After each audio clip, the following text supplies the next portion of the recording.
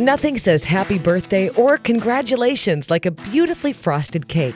With just a few steps, you can frost a cake with confidence and enjoy the oohs and ahs from your guests. You'll need this basic equipment: a long serrated knife, cake plate, waxed paper, simple syrup, pastry brush, offset spatula, frosting. Step 1. Make flat tops. If the cake layers have dome-shaped tops, you'll need to trim them to make the tops flat. Place a cooled cake layer on a sheet of waxed paper. This will make it easier to maneuver. Rest your palm on the domed top and hold the serrated knife parallel to the top of the cake. Lightly score the edge where you'll make the cut. Gently begin sawing back and forth into the cake. When you've made one cut, rotate the cake and make another cut. Step 2. Prepare to frost.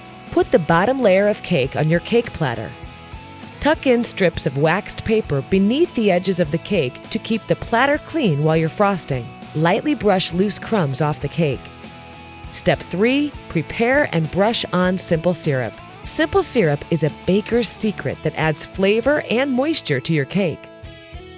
To make simple syrup, add 1 cup of sugar and 1 cup of water to a medium saucepan and bring to a boil. Flavor your syrup if you like.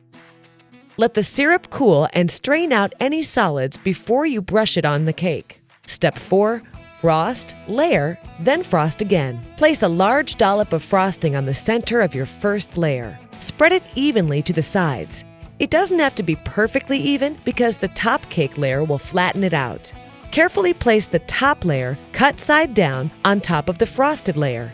Do your best to align the layers. Don't worry if frosting squeezes out the sides. You'll use that later.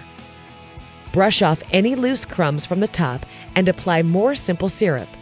Step 5. Make the crumb coat and chill out. Spread a thin undercoat of frosting to keep the cake crumbs under control. Bakers call this a crumb coat. Put a small dollop of frosting on top of the cake and smooth it out. Remember, this is a thin undercoat, so don't worry if you can see the cake through the frosting.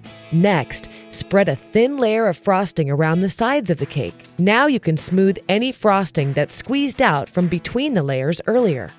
Chill the cake in the fridge until the frosting is firm to the touch. If you're in a hurry, pop it in the freezer. Step 6. Add the final coat of frosting. When the first layer of frosting feels firm, it's ready for the final coat. Put a big dollop of frosting on top of the cake and spread first over the top, then down the sides, rotating as you work. For a super smooth finish, dip your offset spatula in hot water. Shake it off, then use it to smooth the frosting. The heat from the metal melts the frosting just enough to even out any dips and bumps.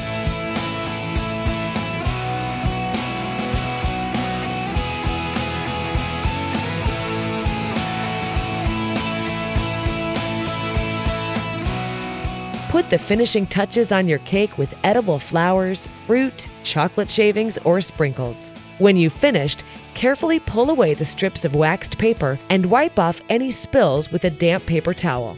Now get the candles ready and let the celebration begin.